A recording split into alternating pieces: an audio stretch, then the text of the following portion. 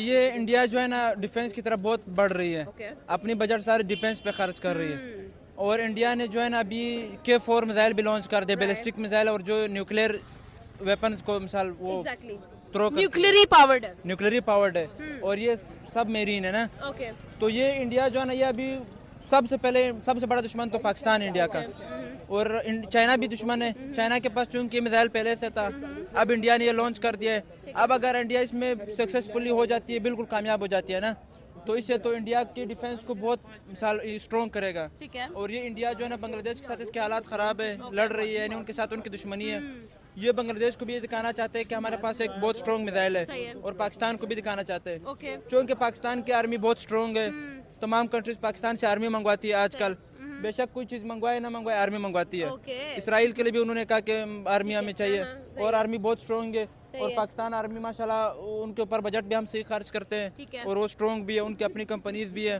तो पाकिस्तान आर्मी जिस तरह मिसाल स्ट्रॉन्ग है, हम तो इंडिया को मुंह दिखा सकते हैं, यानी उनका मुकाबला कर सकते हैं, और हमने किया भी है। हमने साथ में इनके गिराए हमने मिसाइल। और इंडिया जो है ना वो बिल्कुल ये ना सोचे कि हम पाकिस्तान को नीचा दिखाएंगे। बात ना यहाँ पर लड़ाई की नहीं है, बात यहाँ पर है टेक्नोलॉजी को हासिल कर लेने की, और किसी भी टेक्नोलॉजी के अंदर जो है वो टेस्टिंग कर लेने की, और वो चीज़ अचीव कर लेने की, और वो चीज़ इंडिया अचीव कर चुका है। देखिए, एक तरफ होता है two types of ballistic missiles, एक जो कि सबमरीन से ऑपरेट हो और एक जो लैंड से ऑपरेट हो। सबमरीन की जो क्वालिटी है, सबमरीन लॉन्च्ड जो बैलिस्टिक मिसाइल है, वो बहुत कम कंट्रीज के पास जो है वो अवेलेबल है। एंड नाउ इंडिया ने सक्सेसफुली टेस्टिंग कर ली है, इंडिया भी उसमें इंक्लूड हो गया है। ये आपको क्या लगता है, क्या ये एक छोटी अकम्पलिशमेंट नहीं है?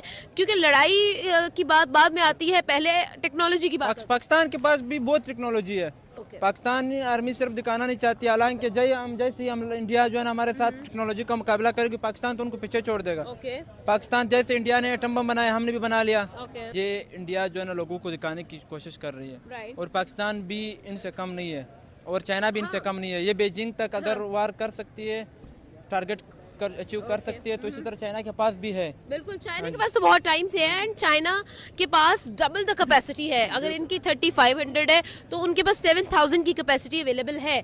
लेकिन अगेन वही चीज़ है कि अगर चाइना अकम्प्लिश कर लेगी, अगर इंडिया अकम्प्लिश कर लेगी, यूएस के पास ऑलरेडी अवेलेबल है, रशिया के पास अवेलेबल है, व्हाट डू यू थिंक कि अगर देखा जाए तो इज इट द थिंग के हम लोग देख सकते हैं कि चाइना, रशिया, यूएस जैसे बड़े नामों में अब इंडिया जो है उस रेस में जो है वो शामिल होना शुरू हो चुका है?